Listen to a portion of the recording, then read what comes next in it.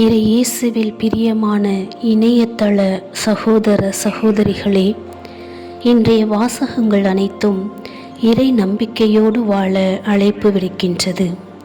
அதற்கு சிறந்த உதாரணம் காயின் ஆபேல் கதை.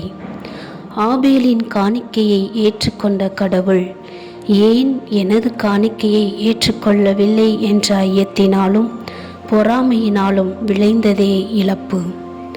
தன் சகோதரனுக்கு ஆசி வழங்கிய இறைவன் எனக்கும் ஆசி வழங்குவார் என்ற நம்பிக்கை காயினிடம் இருந்திருந்தால் தனது சகோதரனை மரணத்திற்கு உள்ளாக்கி இருந்திருக்க மாட்டான்.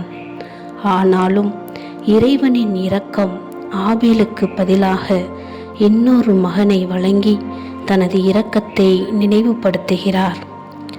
நற்செய்தி வாசகத்தில் இரக்கத்தின் கடவுள் தம் கண்களுக்கு எதிரே அற்புதத்தையும் அதிசயத்தையும் செய்கிறார்.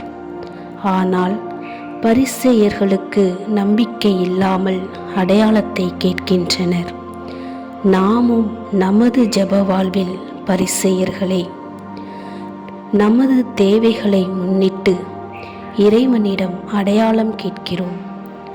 உனது பாவம் மன்னிக்கப்பட்டது, இனி பாவம் செய்யாதே என்று சொல்லும் இறைவன் நம்மிடம் இனி பாவம் செய்யாமல் இருப்பதற்கான அடையாளத்தை நம்மிடம் கேட்பதில்லை. எனவே அன்பு உள்ளங்களே, நமது ஜெபத்தில் ஐயம் கொள்ளாமல் இன்னுமாக இறைவன் மீது நம்பிக்கை கொண்டு வாழ முற்படுவோம். இறைவனின் ஆசி பெற்று வாழ்வோம்.